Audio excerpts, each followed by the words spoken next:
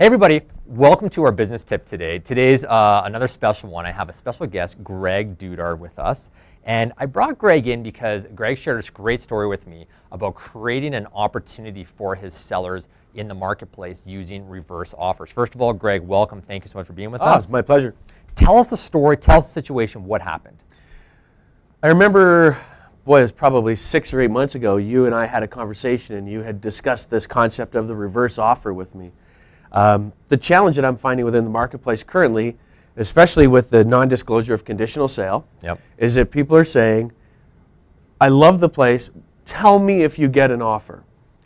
And they sit on the fence. Absolutely. Yeah. And then to add insult to injury and frustration to the entire equation, what will happen is then you get another group in and they'll say, well, if that other group decides to do something, let me know and then maybe we'll do something. Totally. So I had a buyer who was in a situation where they needed to sell the house, and I had 2 groups. Both groups had done 2 showings, but I couldn't get anybody to come off the fence, as you put it. Yeah.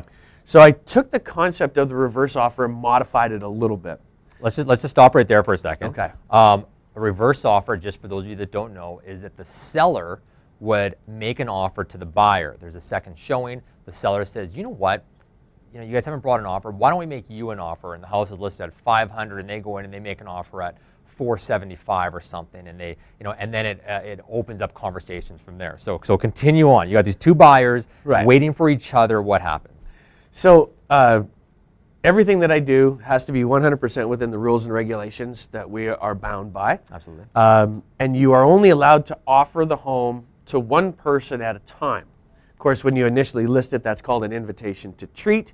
But when you are going to do an offer, you're only allowed to offer to one person at a time. So I had to be very careful that I wasn't offering the house to 2 people at the same time. Right. They accept both, and now they're both, the seller can't sell the house twice. Absolutely. Yeah. So my first conversation is with my seller. And I said, what is your bottom line number? And in this scenario, their bottom line number was $360,000. So I created the paperwork.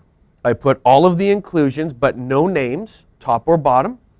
All of the inclusions. At the bottom of the payment portion, I wrote $360,000, leaving the upper portions for how much down payment they wanted, how much mortgage they wanted, all of those different things.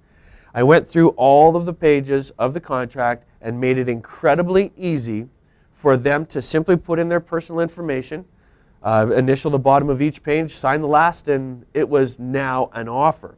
Nice. Then I got both of the showing realtors on the phone. And I said, here's the scenario. We are going to be doing a price adjustment, but as a thank you for you coming out and taking a look at the house, and I know you've got a genuine interest, we'd like to make you an offer first. Love it. We're going to accept, as a bottom number, $360,000. I've created all of the paperwork for you to review, and all you need to do is fill in your personal information, sign it, and send it back to me. So how did you stop it now where, did you present this to both of them at the same time? Both of them at the same time. Awesome, because they have to still fill in their information, which makes it a counter. And it is not against the regulations because I wasn't offering it because I didn't even have my seller's name on the paperwork. Perfect, so what happened? Well, we got one offer back. Yep. And they came in at the number that we had suggested. I then went to the other people and said, so that you understand and you're completely up to date, we have received an offer. Yeah. I didn't tell them what it was, of course, non-disclosure. Yeah. They came back $10,000 higher than what our initial ask was. Now I truly have competing offers. Yeah. So I go back to the first person who pulled the trigger and said, I am obligated to tell you that we are in a competing offers position. Awesome. So then they had the opportunity to come back with a higher number again. So I was able to take the fence and shake it to a point, not only where one person fell off, but 2 people fell off. And we ended up in a situation where we were able to sell the house for a price that the buyer thought was very fair and that my seller was ecstatic with.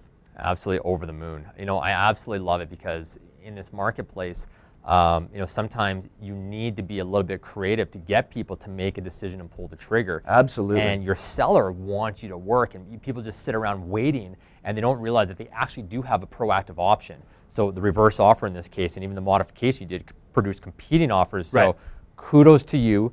Congratulations. Thank you. I think that's outstanding, and thank you so much for sharing that tip with our realtors. I hope that it can help you guys get the people off the fence, and let's get some houses sold.